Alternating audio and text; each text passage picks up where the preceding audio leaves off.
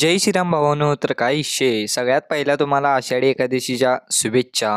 मी आणि प्रेम आता चालले कोल्हापूरला. का ते तुम्हाला नंतर कळलंच.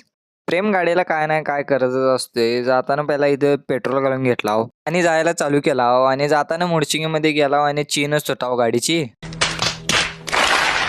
मग काय गेला की असं ढकलत 2 किलोमीटर तर असं चालत गेला बघा आणि एक दुकान गावलं. तेच वेळ झालता. मग त्या दादांना म्हटलं लवकर चीन घालून द्या. आणि एकदाच काय कोल्हापुरात एंट्री केल्यावरच असंच इथे ट्रॉफिक असते बघा कोल्हापुरात आल्यावर. तुम्हाला तर माहितीच आहे कोल्हापुरात आपलं भाऊतेन राहत्यात. पहिला तिकडे गेलाव. त्यासनी पत्ता विचारून आलाव की इकडे टाकीचं चेप काढायला.